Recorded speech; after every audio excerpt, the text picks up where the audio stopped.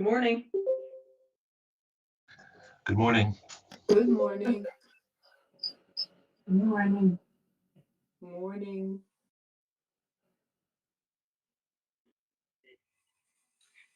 Good morning, Beverly. This is Andy Swords. Can you hear me okay? Yes, Andy, I hear you. What's that? Yes, I hear you. Okay, is there an echo? There is. I'm hearing it. Okay.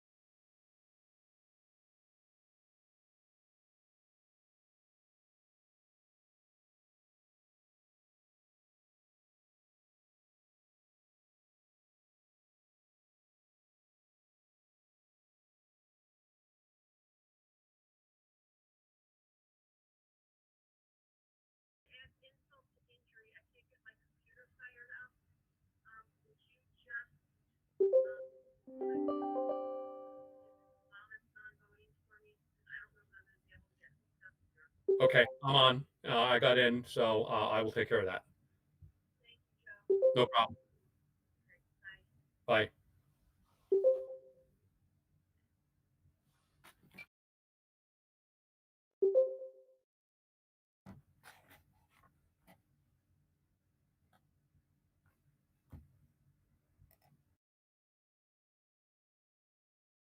This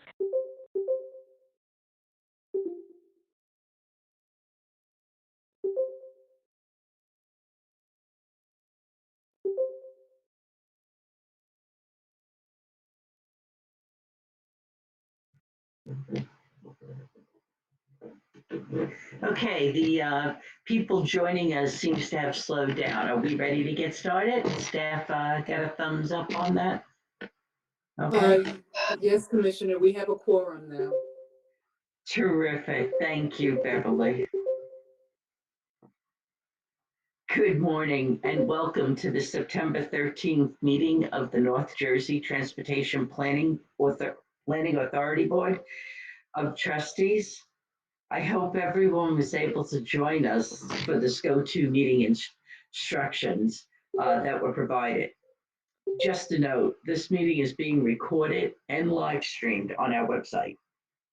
First, some ground rules for this meeting. Please mute your device when you are not speaking so we can reduce background noise or hear some very personal conversations. When you're making a motion or comment, please state your name so we know who you are. For those of you who have logged in through the website or app, please use the chat box to indicate when you'd like to comment or ask a question so that we can minimize the amount of people talking over one another. Ted will be monitoring the chat box and will call on people in the order that requests come in. After that, we'll ask for any comments from those of you joining us by phone only. Are there any questions about this? Now, to start the meeting, I'll ask Beverly Morris to read the Open Public Meetings Act. Good morning, Beverly. Good morning, Commissioner. This is to advise that in accordance with the Open Public Meetings Act, Chapter 231, PL 1975, adequate notice of this meeting has been forwarded to the Newark Star Ledger, the Asbury Park Press, the Courier News, the Daily Record, the Home News Tribune, the Jersey Journal, and the New Jersey Herald.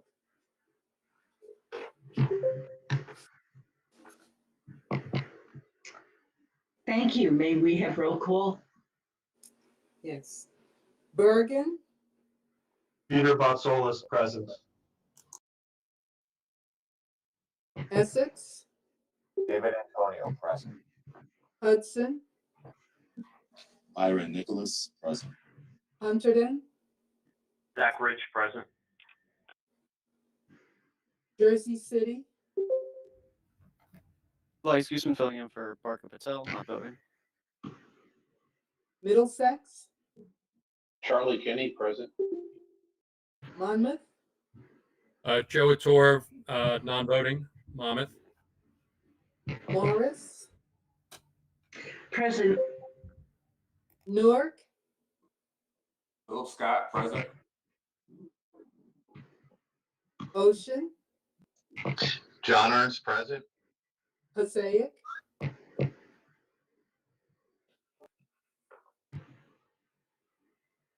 Passaic, Beverly, he's here, but it looks like he might be having some issues technically. okay, thanks, Melissa. Somerset, Walt Lane is present, and Deputy Director Sui will be joining shortly. okay, Sussex,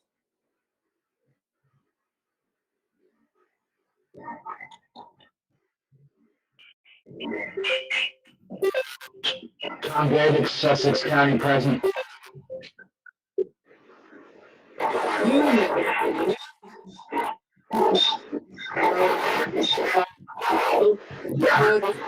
Tom, would you mute yourself, please? Okay, County present. Warren, Jason Sarnoski, present. Governor's Office,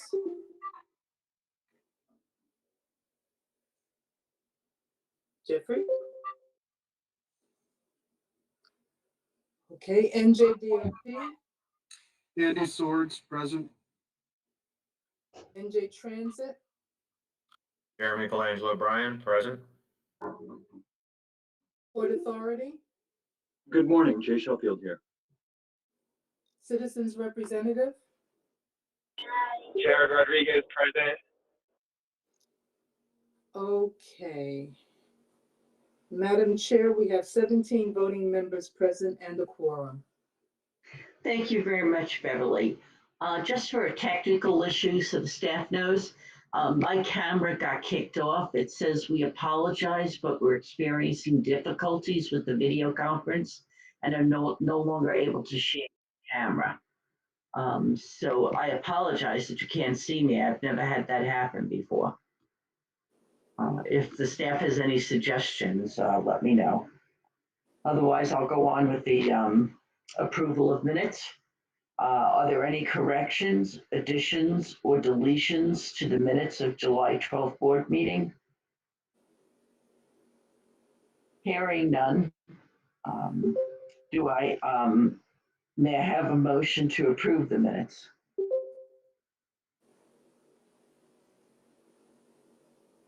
Would someone like to approve the Warren County July? will make a motion. Warren County will make a motion. Warren, Okay, thank you, Beverly. And do I have a second? Sussex, second. Sussex. Okay, you got that, Beverly? Yes, I did. Thank you. Are all in favor? Aye. Aye. Okay, more importantly, are there any opposed? Are there any abstention? I'm sorry, anyone abstaining? Yes, Union County, I was not able to attend the meeting. Okay, thank you. And actually, I'll abstain. I was not at that July 12th meeting. Okay, my remarks. I'd like to take this opportunity to present my report. And again, I'm very sorry that the camera, in fact, I'm going to try, see if there's been a change, but no, I still can't share my camera and I apologize.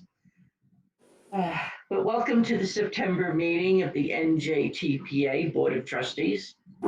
I hope you all made it through the devastating storm 2 weeks ago. Unfortunately, it was a stark and tragic reminder of how vulnerable we remain to extreme weather that can overwhelm our infrastructure and put our lives at risk. It underscores the need for federal action to bolster infrastructure funding, as Congress is now considering, as well as improvements of the investments we make in critical road and rail systems. In this regard, it's significant that today the board is considering approval of the Long-Range Transportation Plan, an action we take once every 4 years, and the Transportation Improvement Program, or TIP, which is essentially the short-term implementation of the Long-Range Plan. Both documents focus on improving the condition and resiliency of our infrastructure and helping meet state goals related to climate change. The board is also being asked to approve the air quality conformatory determination for both the plan and TIP, which demonstrates that we're making transportation investments in a way that helps us meet the state's clean air goals. Preparing these draft documents is an enormous undertaking that includes extensive public stakeholder engagement. And I want to point out to our board, if you've participated in any of these stakeholder engagements, and how it's run, the amount of people that are engaged, but multiply that, because usually in these meetings, our staff are doing it more than once. So while we may have attended one of these meetings, please take note that some of these have been public sessions that have occurred on multiple occasions. And as you'll see later on, well, actually, my next bullet points, how beneficial these virtual meetings have been. So while the staff has been, I want to point out, our staff's been remotely working for the last 18 months due to the pandemic. And shamefully, here we are 18 months and I don't know why my camera won't work. It was on, I was talking to Ted and a number of staff. And as the meeting started, that little blurb came up that it couldn't keep the camera on. In any event, although staff have been working through the pandemic, and we did so while engaging more members of the public than 4 years ago. So that's amazing that during this time that we have been doing this virtually and dealing with the pandemic, that our staff has been able to encourage public engagement that exceeds what we were doing 4 years ago. While the pandemic focused us to shift from in-person virtual meetings and events, the NJTPA still gathered input from a diverse cross-section of our region's residents, and that is reflected in the documents before us today. You'll hear more about public engagement efforts shortly from Mary. While I'm on the topic of the pandemic, I wanted to let you know that the full reopening of the NJTPA office has been rescheduled for October 18. This date was set by Governor Murphy when he mandated last month that all state employees get vaccinated before offices reopen. The Governor's Authorities Unit has also instructed us to continue holding board and committee meetings virtually until further notice. In addition, we were notified that work travel is being restricted at this time. While we've experienced the beginning of a return to normalcy, we're still in the midst of a global pandemic and the situation continues to evolve. We'll keep the board aware of additional guidance as we learn more. Now, turning back to today's agenda, I wanted to briefly highlight some of the goals presented in Plan 2050, our long-range transportation plan. The plan's theme is transportation, people, and opportunity. It prioritizes creating accessible and equitable transportation that addresses the needs of the people we serve, particularly low-income and minority communities. And of course, reducing crashes and ensuring the safety of all travelers remains a primary focus across all of our policies, programs, and investments. Along with a focus on improving resiliency to storms, rising sea levels, and other climate impacts, the plan continues to fix-it-first approach to repairing and maintaining our transportation system. Plan 2050 recognizes that improving transit will help us solve some of our region's most difficult challenges, but this requires increased funding and more stable funding mechanisms. We're hopeful that we'll see more funding for transit in the future, particularly for a new Hudson River Tunnel, which has seen increased attention at the federal level in recent months. In late June, Transportation Secretary Buttigieg toured the existing tunnels, which were severely damaged by Superstorm Sandy, and he offered his support for a new tunnel. The plan also supports active transportation, like bicycle lanes and pedestrian improvements, to better connect neighborhoods to key destinations. It calls for addressing freight infrastructure needs to prepare for our region's anticipated growth in freight volume and e-commerce, which we've seen firsthand during the pandemic. These are just a few of the highlights from a very comprehensive document that presents our vision for the future of transportation in this region. The full plan, a series of background papers, and the technical documents that informed its development are all available on the website, and I encourage you to look at that plan. I am confident that Plan 2050 sets our region on the right course for the future, and I look forward to supporting it this morning. That concludes my remarks today. Thank you. Does the NJDOT have any remarks this morning? Yes, thank you, Kathy. I just Good have a morning. few. Sorry. Can you hear me okay? We can hear you. Yes. That was yes? Yes. Yes. Okay, thank you. Okay, so I have a few comments from the department regarding the response to Ida, the tropical storm Ida. NJDOT fully activated on Wednesday afternoon with all our available maintenance crews called in to help deal with flooding and other storm-related issues. Our crews have been working tirelessly since then to remove debris and repair roads and bridges that were damaged. Thanks to their quick response and hard work, all interstate highways were open by Thursday afternoon, September 2nd, less than 12 hours after the storm began. Route 18 and Route 1, which had significant flooding, were open on Friday, September 3rd. And Route 29, the last major road to open, was open on Monday, September 6th.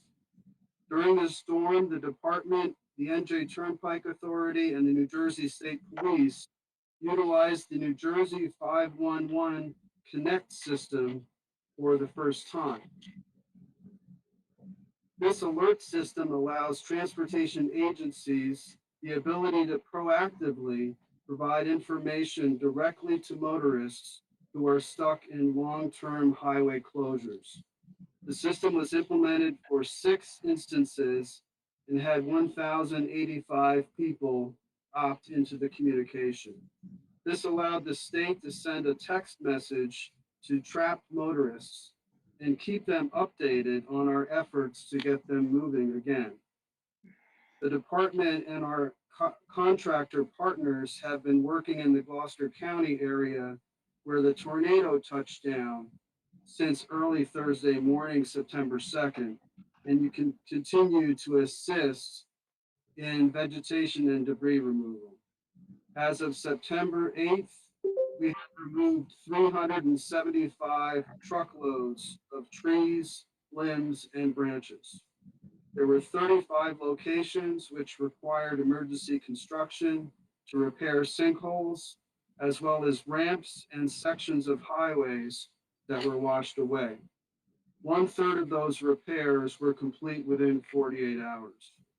Crews have repaired bridges and removed trees and other debris. And this includes actually a deceased cow wedged under a guide rail. As of September 9th, nearly all of the identified emergency projects have been completed. 6 are still active, 4 of which are considered significant. An I-280 sinkhole in the shoulder in Roseland, an I-78 ramp closed with a washout in Berkeley Heights, washout in Water, South Hall collapse in Fairview. New Jersey DOT continues to support county and local resource requests for assistance. As an example, the department assisted Lambertville with street sweeping and drainage system stabilization. This concludes my report. Thank you. Thank you. I apologize. I mute it and it's also taking just a couple of seconds to come back on. That's quite extensive, NJDOT, and it gives us, can you imagine watching a Texan waiting to be rescued? the amount of work, what you mentioned about the deceased cow just goes to show you how strong that water was that was moving. That's right. Thank you for your remarks. You're welcome. NJ Transit, do you have any remarks this morning? Good morning, Chairwoman. Just a couple of things for the group, and certainly in terms of IDA, I think it's representative of yet another consideration in terms of climate. As you know, I believe the board is well aware, NJ Transit does have a resilience program really established after Sandy, which of course was a different kind of a storm. And it just goes to show how many different types of things we have to deal with in thinking about climate. But just a couple of points, pivoting off of your remarks, certainly in terms of virtual meetings, been able to have a bit more outreach sometimes and a little more engagement. And I'd encourage folks to recall that we are moving towards the conclusion of our new Newark bus system redesign for 38 routes in Newark and the surrounding communities. That's been characterized by quite a bit of public engagement. It's really essential to the process. So we've had a number of virtual meetings as well as other ways of accepting public input. So we're looking forward to that concluding. And it's just to your point about in some ways, the efficiencies of the virtual format. And then the other point, just again, pivoting off of your comments in terms of the Hudson Tunnel project, I'm sure staff will recall, we secured a record of decision for that project at the end of May. That's the National Environmental Policy Act finding that allows the project to proceed into final design, and that's assuming that the funding is available. So NJ Transit has been working closely with its partners at the Port Authority, the Gateway Development Commission, and others in developing the financial plan and the overall package for the capital investment grant program under the Federal Transit Administration. So that work is ongoing, and we certainly appreciate the support of the NJTPA and a number of actions over the last couple of years. So I just wanted to note those couple items. That's it. Thank you, NJ Transit. Your remarks are appreciated. We also have our Mary, our Executive Director, will be giving her report. Good morning, Mary. Good morning, and thank you. As Chair DiFilippo mentioned, today the board takes action on Plan 2050, the TIP, and the air quality conformity determination, which represent the culmination of many months of staff work in cooperation with the subregions and our partner agencies. For today's meeting, the board was provided a summary of public comments we received during the 30-day comment period, which ran through August 4th, and which came from over 100 individuals and organizations. The summary also includes NJTPA responses and describes changes made to the plan to address those comments. The full text of comments received is available on our website. Along with these comments, over the last year, more than 2,000 people offered input on the plan through outreach events, symposia, surveys, and other activities. In organizing these activities, I'm proud to say that not only did the NJTPA follow best practices for conducting virtual outreach, but we've created a number of best practices of our own, recognized around the country for innovation. Examples include our series of TPA Tuesdays forums, which were focused on key issues, and our final open house public meeting, where we created virtual breakout rooms to engage the public and stakeholders. As the chair noted, this engagement surpassed pre-pandemic numbers for our last plan, in part by removing time and distance barriers to participation. We learned a great deal from our experience and will continue to adapt to changing circumstances and show flexibility in future planning activities and outreach. So I sincerely thank the many, many people who participated. Through the plan, TIP, and air quality, although the plan, TIP, and air quality conformity are complete, our work is far from done. This fall, we'll be working on a final polished version of the plan, which will include refined text, photos, and graphics. We'll also produce videos and other educational materials on the plan and TIP. And as the federal fiscal year begins on October 1st, we'll focus on implementing the many policies, priorities, and projects in the plan and TIP. Work has already commenced on a number of initiatives in our Unified Planning Work Program, which directly address the priorities in Plan 2050. This includes work on a regional active transportation plan, an updated greenhouse gas inventory, continued work on performance measures assessing transportation equity and safety, and much more.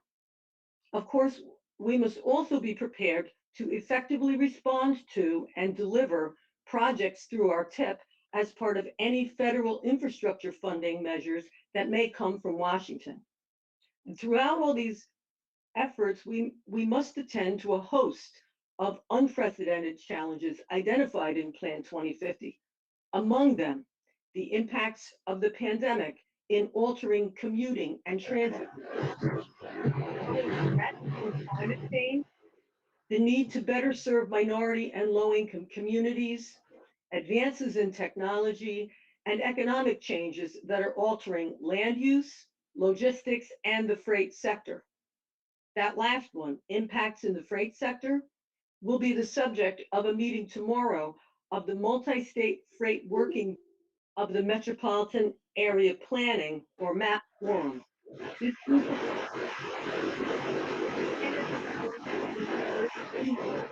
Connecticut, Pennsylvania. Presentations will focus on industrial real estate trends and considerations, including the proliferation of e-commerce facilities and increased deliveries that they generate on local roads. Information is on the NJTPA website for those who would like more detail. On this and other topics, I look forward to updating the board in coming months on our progress in fulfilling the many important goals and priorities in Plan 2050, the TIP, and air quality conformity that are before you today. I thank you, and that concludes my report. Thank you, Mary. Now we'll move on to Planning for 2050 presentation, Enhancing Resilient Supply Chains in U.S. Manufacturing. So next, for our Planning for 2050 presentation, from Monica J. Gorman, in her role as Deputy Assistant Secretary for Manufacturing, Industry, and Analysis, International Trade Administration, Dr. Gorman directs the U.S. Department of Commerce efforts to advance the global competitiveness of manufacturing industries. She oversees the Office of Transportation and Machinery, the Office of Energy and Environmental Industries, and the Office of Health and Information Technology. Please welcome Deputy Assistant Secretary Monica Gorman. Welcome, Monica. Thank you very much, Kathy, and thanks everyone. It's a pleasure to be here with you today. As Kathy mentioned, my name is Monica Gorman. I'm the Deputy Assistant Secretary of Manufacturing within the International Trade Administration here at the Department of Commerce. And one of the offices I oversee, one of three, is the Office of Transportation and Machinery. So it's a particular privilege to be here with you today. I'd like to focus my remarks in two areas. First, I will speak about the Department of Commerce's efforts to ensure resilient and secure supply chains, as well as the Biden-Harris administration's efforts to build back better our transportation infrastructure. And as Kathy and others highlighted in their remarks, our vulnerability to extreme weather has never been more apparent, and the need for this investment in infrastructure has never been more urgent. But I'd like to start first with an overview of our work on manufacturing supply chains. In February, President Biden issued an executive order that mandated reports within 100 days for 4 critical supply chains, specifically semiconductors, advanced batteries, pharmaceuticals, and critical minerals. And you might wonder what exactly this has to do with transportation. And well, semiconductors, advanced batteries, and the minerals that underpin these absolutely have everything to do with the transportation infrastructure and transportation manufacturing. The executive order emphasized that the United States needs resilient, diverse, and secure supply chains to ensure our economic prosperity and our national security. I think it's fair to say that COVID, perhaps more than any other event in recent memory, has highlighted just how important it is that we have resilient, diverse, and secure supply chains. It's also probably fair to say that the American public now recognizes the importance of supply chains. One of my favorite examples, there's a local window company here in Maryland whose advertisements I see during the local news, and the company's tagline is "No supply chain delays." So we know that when things have become a marketing tagline, supply chains have really entered the consciousness of mainstream America. So these 4 100-day reports were released on June 8th, and they contain recommendations to address the risks associated with these key segments of the supply chain for semiconductors, critical minerals and materials, high-capacity batteries, and pharmaceuticals. Those reports, as well as the announcement related to it, are on the White House website. These may be of interest to you. I would highly recommend at least a read of the executive summary if you would like a sense of how we are thinking about supply chain policy. So what was the Department of Commerce's role in the supply chain executive order? We led the 100-day report on semiconductors. Commerce is also co-leading an upcoming one-year report, which was also mandated by the same executive order on the information and communications technology, or ICT sector. We're co-leading that with the Department of Homeland Security.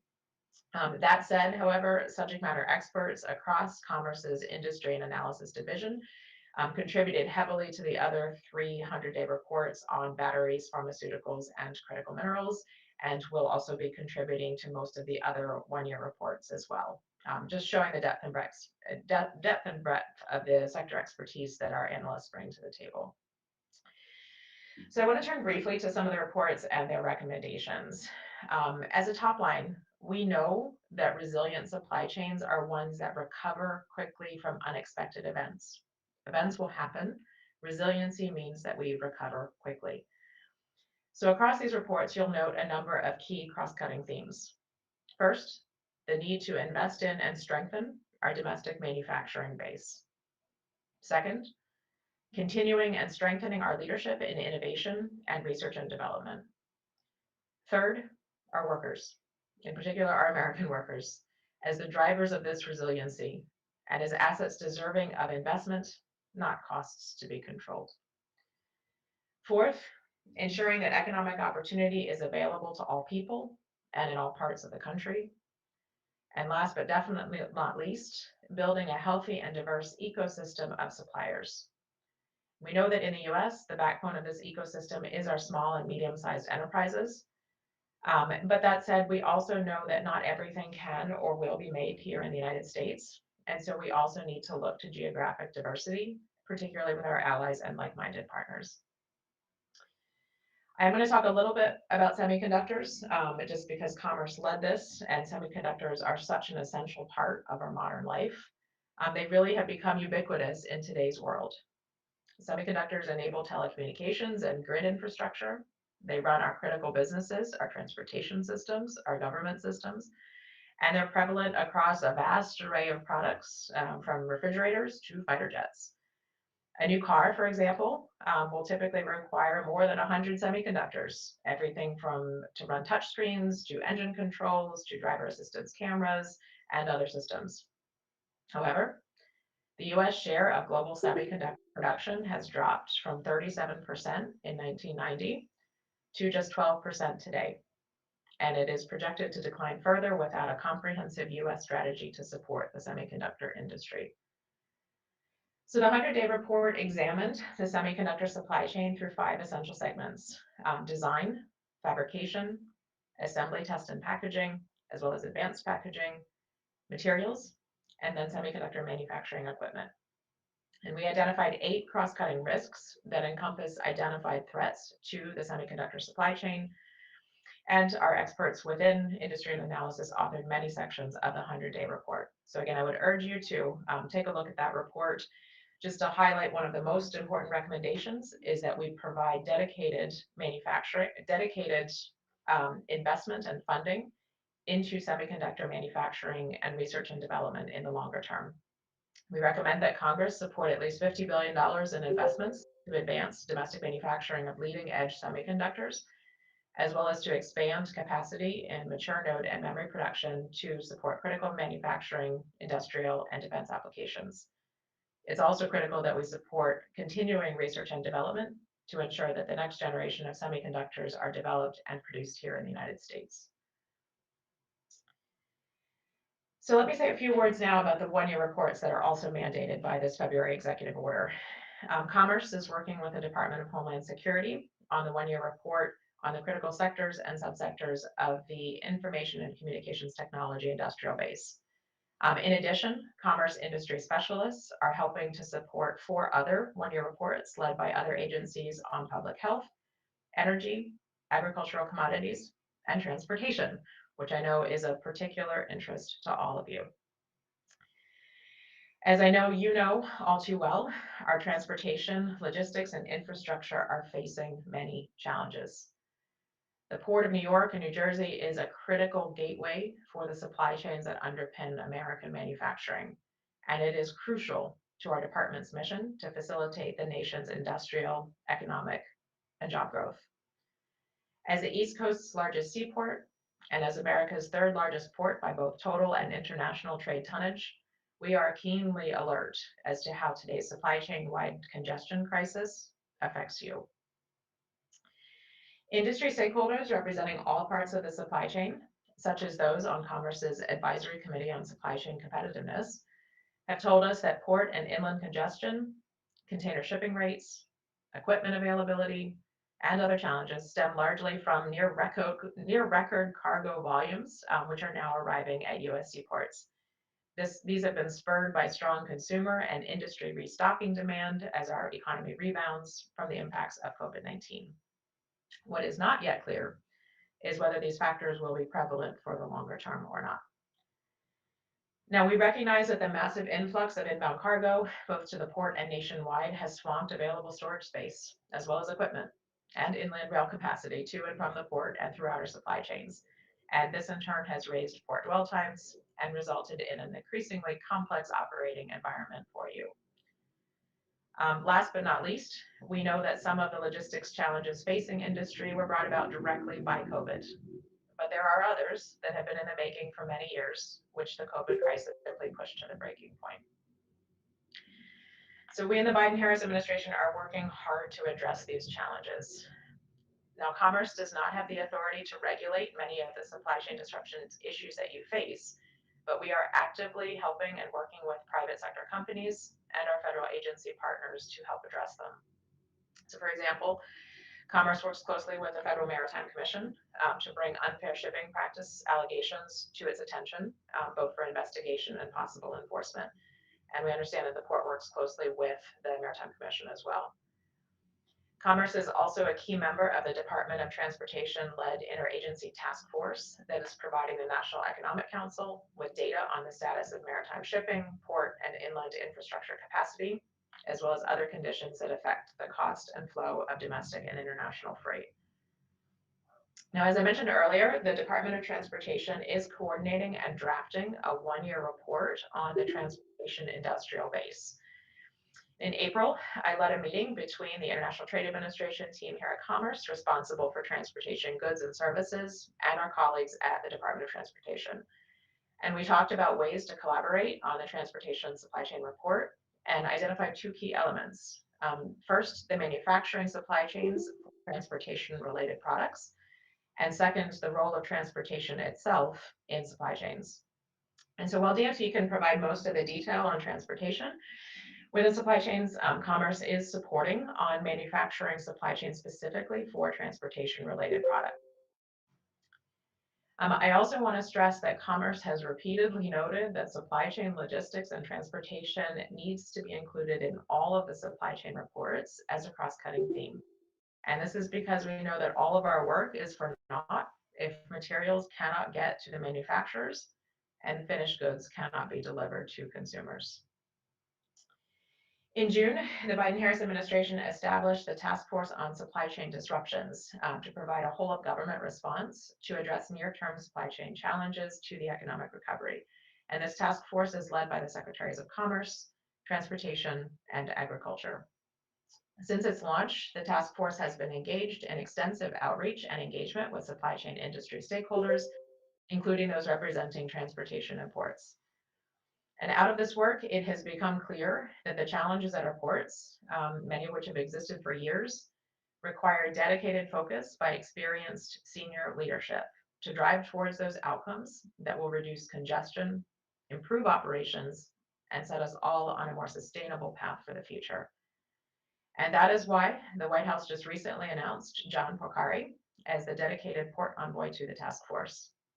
As a former Deputy Secretary of Transportation and Secretary to the Maryland Department of Transportation, John has the experience to lead this task force and to guide it to reach positive outcomes.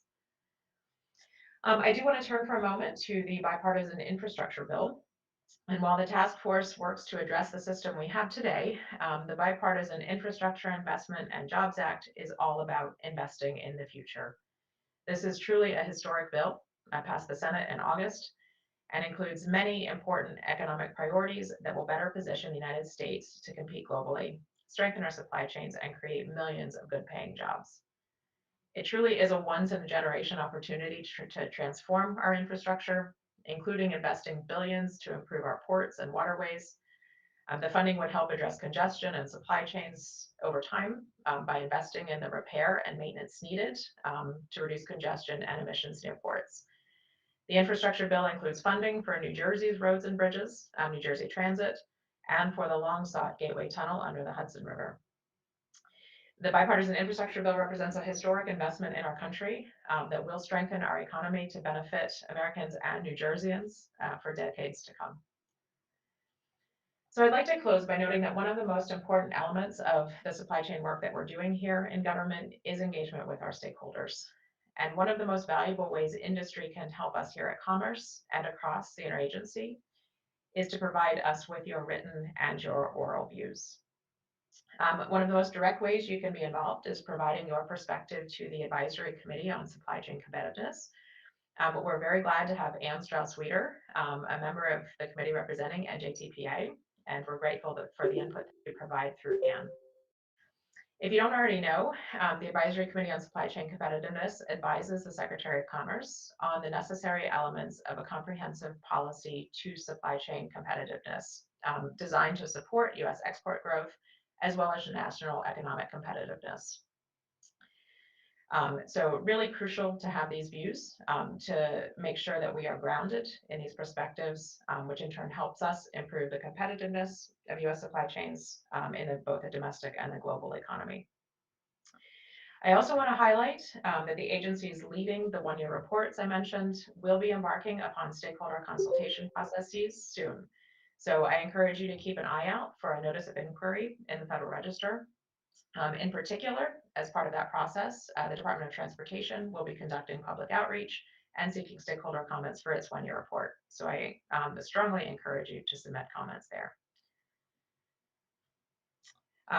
All this said, I do know that the Federal Register process can be somewhat arcane, so our teams will be more than happy to work with Ann and the Advisory Committee on the Supply Chain Competitiveness to highlight these notices and to make sure that you are aware when they are published.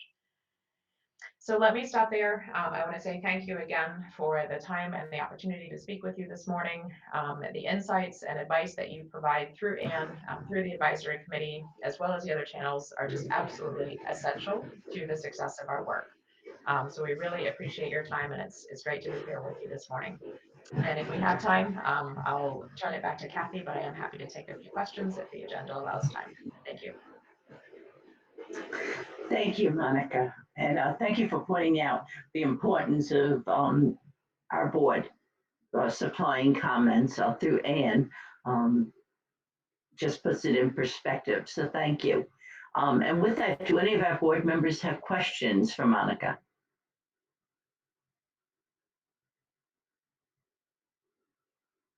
Okay, not hearing any questions from the board. Ted, are there any questions in the chat box? Not at this time, Commissioner. Okay, well, any other questions? Do we open it up? That's it? Monica, you were very, you provided a great deal of information and you put it in perspective from the White House down to our local agencies working with you. So I very much appreciate your visiting with us this morning. And I can't thank you enough for your time and the information you provided. Thank you today. Thank you, and thank you to all of you for the. At this point, Thank you. terrific. Thank you for being with us. We're going to turn over to our committee reports at this point. We have Planning and Economic Development, and Commissioner Sarah Sue is the vice chair, and she will be giving the report this morning. Sarah, are you there? I'm here. All right. I am pleased to report on the activities of the Planning and Economic Development Committee. At the August joint meeting, the committee considered 2 action items that are on today's agenda. First, the committee endorsed Plan 2050, Transportation, People, Opportunity for approval today, along with the accompanying air quality conformity determination. Under federal law, the NJTPA, as a metropolitan planning organization, must update its long-range plan every 4 years in order for the region to continue receiving federal transportation funding. As we heard from this chair and the executive director, Plan 2050 represents an important blueprint for guiding the long-term planning work of this agency and shaping future investments. The plan projects that by 2050, the region's population will grow by 15% to 7.7 million. Vehicle miles of travel will grow by 11%, and freight movement will grow by 16%.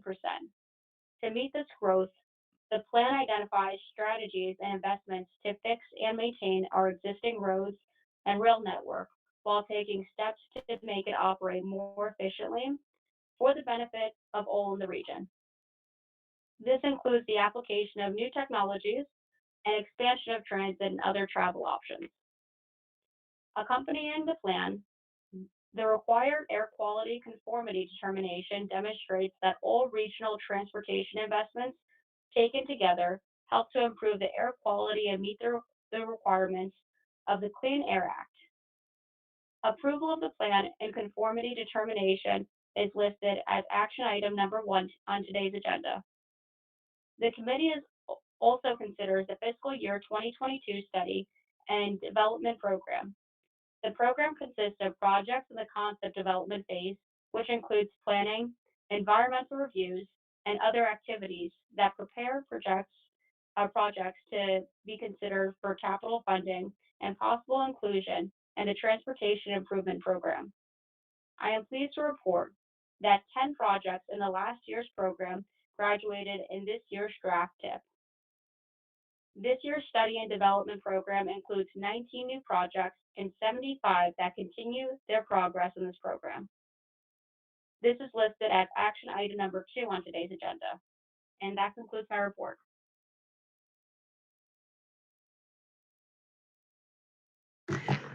Thank you, Sarah. And again, that pause, just waiting on, try to keep on mute while everybody's talking. For the action items, we have first action item is the approval of Plan 2050, which is again, transportation, people, opportunity, and long-range transportation plan, and accompanying air quality conformity determination. So in the interest of simplifying our board action for this online meeting, we have asked some board members to be prepared to offer a motion and a second. That way we don't have 10 different people making a motion at the same time. I believe Middlesex wants to move the resolution. Is that correct? Good morning. Yes, Charlie Kenny, Middlesex will move the resolution. Thank you. I appreciate it. And a second? I believe it's Passaic County.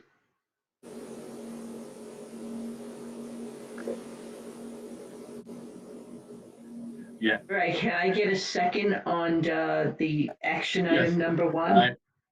I apologize. Passaic County seconds, John Bartlett. I'm a little slow here this morning. Thank you, John. I'm noticing it's a little slow on the side too. Thank you for that. Do we have any comments from the board members about this action item? Jared Rodriguez, citizen rep. Does the long range plan include an emissions target for?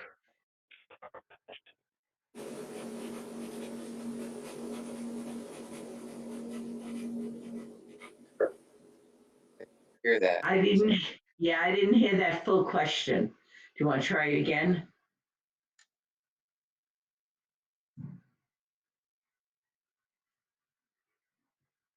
Is the staff able to hear that? No, I couldn't. Jared was breaking up. Jared, are you there? Yeah, I'm still here. Can you hear me? Now I can, thanks. Okay, yep. So question is, does the long range plan include an emissions target for carbon emissions?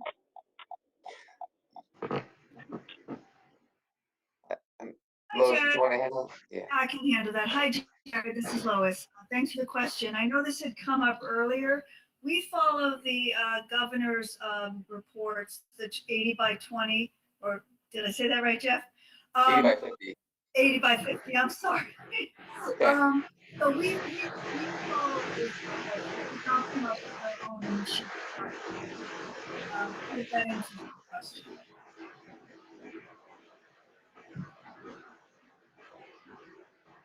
Okay, thank you.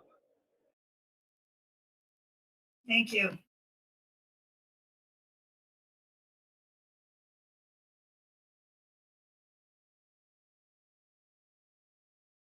Sorry about that. The mute button hit again. Are there any other comments from board members? Any items from the public, Ted? Not at this time. All right, Beverly, would you please do the roll? This is for action item 1. Okay. Bergen, Yes. Essex, Yes. Hudson, Yes. Hunterdon, Yes. Middlesex, Yes. Morris, Yes. Newark, Yes. Ocean, Yes. Passaic,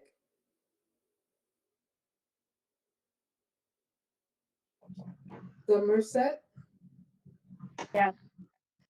Sussex, Sussex? Yes. Union, Yes. Warren, Yes. Governor's Office, Yes. NJDOT, Yes. NJ Transit, Yes. Port Authority, Yes. Citizens Representative, Yes. motion is carried. Thank you, Beverly. Next, second action item is the approval of the FY 2022 Study and Development Program. And I understand that Essex County would like to move this item. Again, action item 2. Do I have a motion from Essex? Essex County moves, action item number 2. Thank you. And I understand our second motion will be our citizens representative.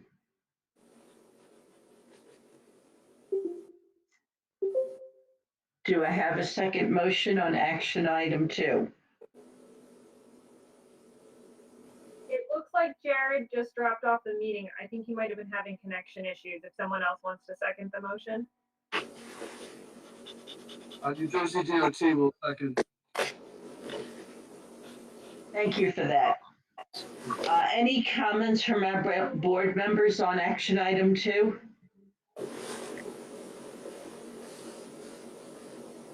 Not hearing any, Ted, is there any questions from the public on action item 2? Chair, not at this time. All right, Beverly, would you please call the roll? Bergen, Yes.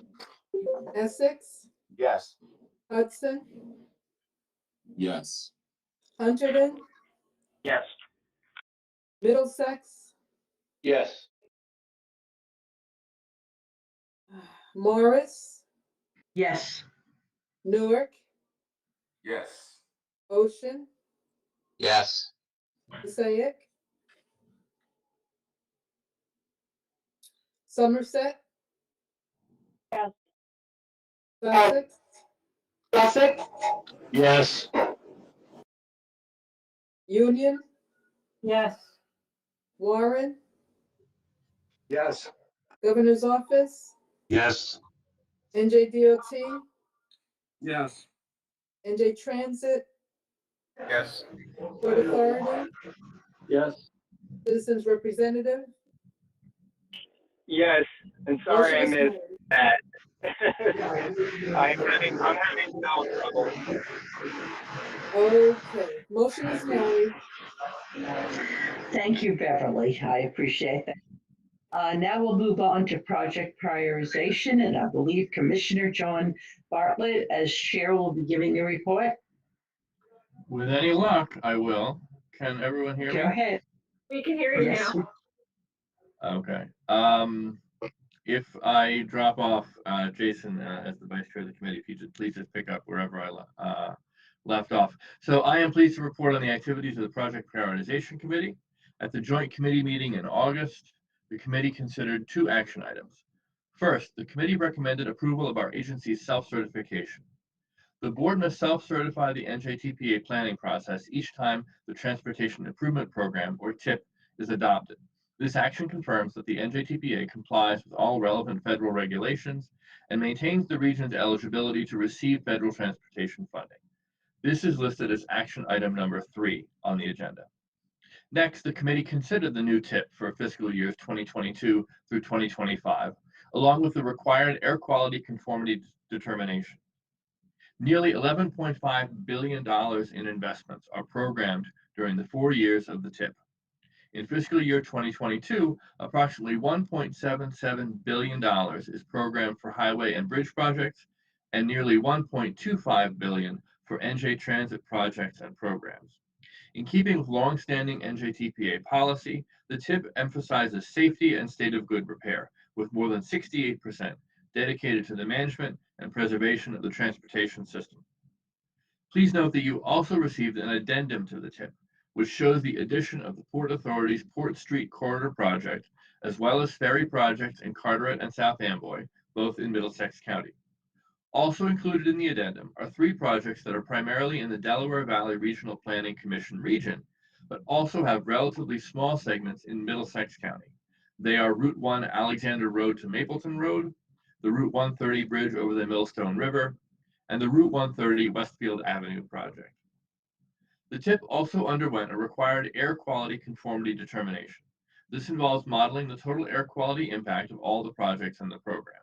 This analysis found that the impacts were within the budgets set in the state implementation plan for addressing key pollutants. As was mentioned previously, the TIP, along with Plan 2050 and the air quality conformity determination, underwent a 30-day public comment period that included an air quality workshop and public meeting on July 27th. A summary of comments on the TIP and the response from NJDOT were provided in the agenda package for this meeting and will be included as an appendix to the TIP. The committee recommended board approval of the TIP and the accompanying air quality conformity determination. This is listed as action item number 4, and that concludes the Project Prioritization Committee report. Thank you. Thank you, Commissioner Bartlett. So we'll go to action item 3, which is the approval of the FY 2022 North Jersey Transportation Planning Authority self-certification. And I understand that perhaps Ocean County would like to move this. Yes, Ocean County moves that action item. Thank you. And I'm sorry, did we get a second, or are we getting that from Bergen County?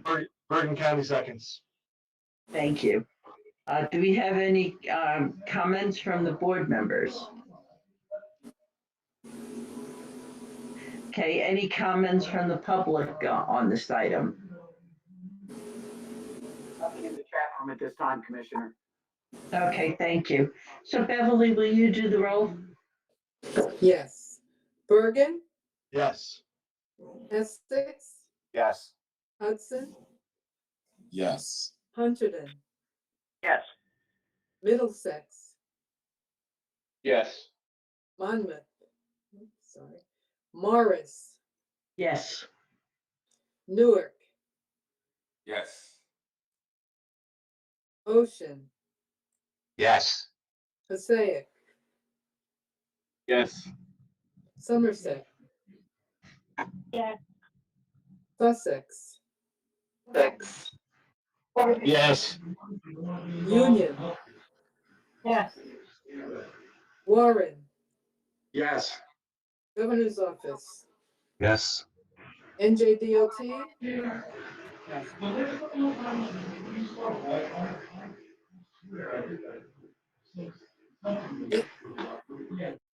NJDOT,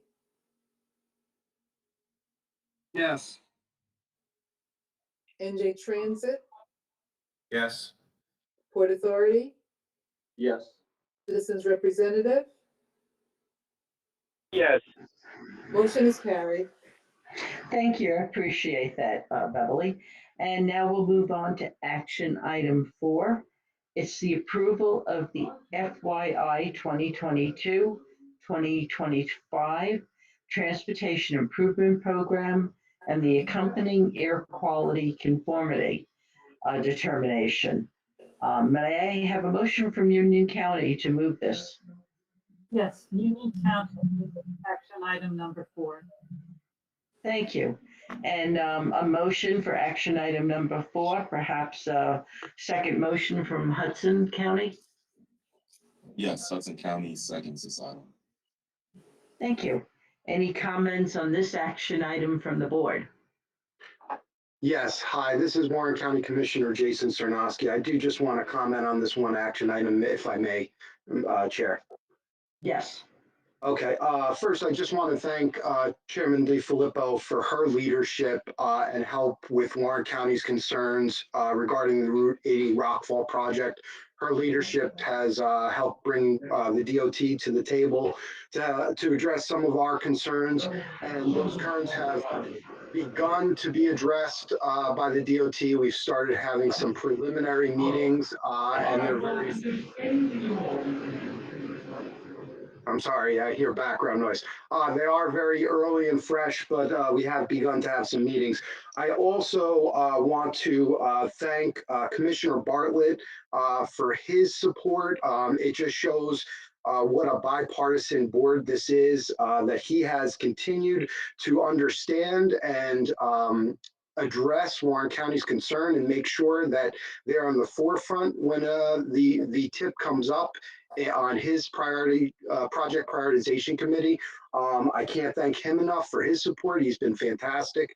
I'm going to abstain on this because the DOT has been a partner, but until Warren County actually sees some of the changes and concerns that we need addressed, I can't support any part of the tip that has the Route 80 Rockfall project in it. Though we are making progress forward, it's too early for me to say yes just yet. But I did just want to say that. But thank you very much. Thank you, Commissioner. I understand and appreciate your comments this morning. Do we have any other comments from board members? Okay, at that point, we'll open it up to the public. Do we have any questions in the chat box?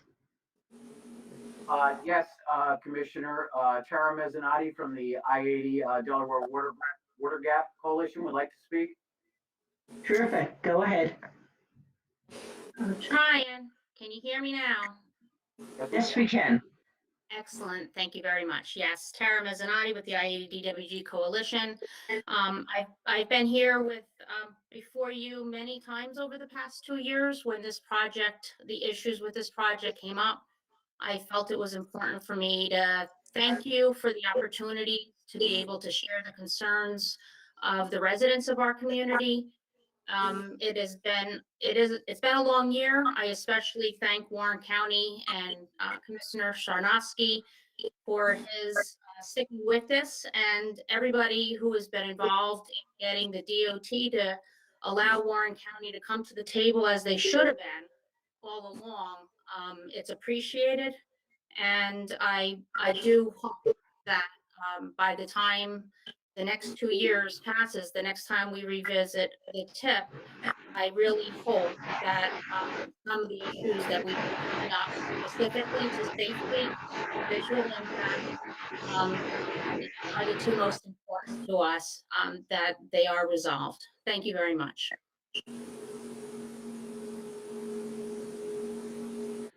Thank you for your comments. Do we have anyone else who would like to comment?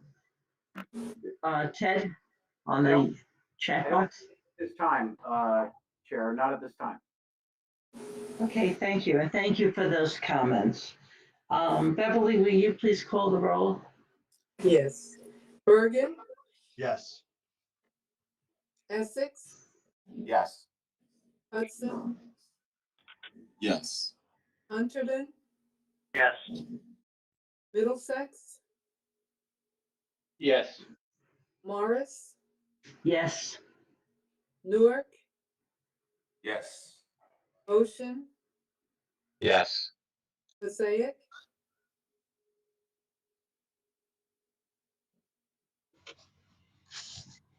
Somerset, Yeah. Sussex, Yes. Union, Yes. Governor's Office, Yes. NJDOT, Yes. NJ Transit, Yes. Port Authority, Citizens Representative, Yes. I'm sorry, and Beverly, I Warren. didn't hear Warren in there, but Warren will abstain. Yes, I was about to get to you, Commissioner. Yes, Warren abstains. Motion is carried. Thank you, Beverly. Now I'm going to call on Commissioner Charles Kenny, Chair of the Freight Initiatives Committee, to give his committee report. Good morning, Charlie. Good morning, Madam Chair. Thank you very much. I am pleased to report on the August meeting of the Freight Initiatives Committee, where 3 speakers talked about effective urban goods movement management practices in New York City, Washington, D.C., and Washington State. Our first speaker was Denise Mendez, Director of Freight Mobility for New York City Department of Transportation. Denise briefed us on some of the city's recently deployed goods movement strategies, including a successful off-hours delivery program that's now being expanded. It encourages businesses and transportation providers to shift deliveries to between 7 p.m. and 6 a.m. to help alleviate pressure on daytime traffic and curb access. This approach has also led to cost and time savings for participating companies. In addition, New York City has introduced a cargo bike delivery program that helps to reduce the number of vans and small box trucks, and a neighborhood loading zone program to help handle the pandemic-induced surge in residential deliveries. Next, Laura McNeil, Freight and Urban Delivery Planner at Washington, D.C.'s Department of Transportation, said the district provides over 600 loading zones and has implemented a new system under which retailers and grocery stores can set up temporary no parking signs to clear curbside access for pickups and deliveries, among other efforts. The final speaker was Andishe Rajaberry, Director of Urban Freight Lab at the University of Washington. She spoke about 3 pilot research projects. One involves installing parcel lockers at residential towers to consolidate deliveries, reducing the delivery time for drivers by 50%. The second involved creating a neighborhood delivery hub in uptown Seattle, incorporating lockers and electric cargo bikes. And the third was delivering an app to assist delivery drivers with real-time parking availability information.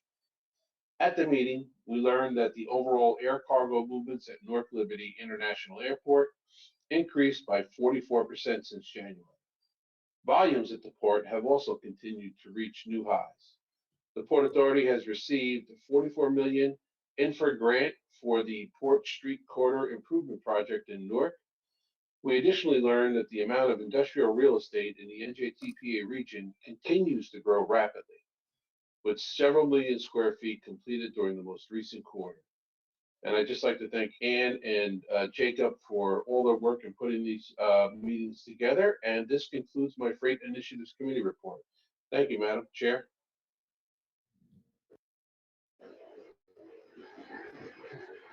Thank you, Charlie. Thank you very much. As you can see, our committees have been quite busy and staff as well. So at this point of our meeting, we open it up for public participation. We request your comments or ask questions in the chat box, or wait until we can call for comments from those of you who are on your telephones. Also, please remember to mute yourselves so that we can hear everybody who is speaking. The last thing I want to remind you of is members of the public have a 3-minute time limit on comments. The time will display on the screen while each person is speaking. At least I hope it will, I don't know. But I trust the staff to monitor. And with that, we're going to open up to the public. Thank you.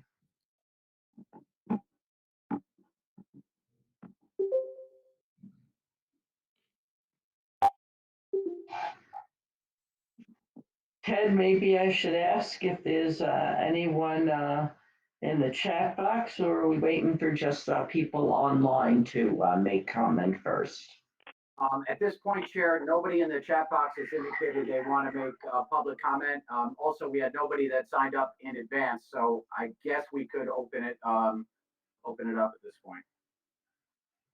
Okay, if we can open it up now and I guess anyone on the telephone, we'll do that, Ted. All right.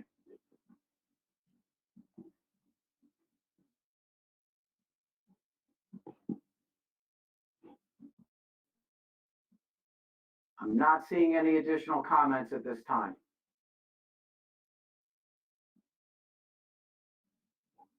Will this be like our first public meeting with no official public comments? We usually have a few people who want to chat with us and update us on multiple things. That's not going on this morning.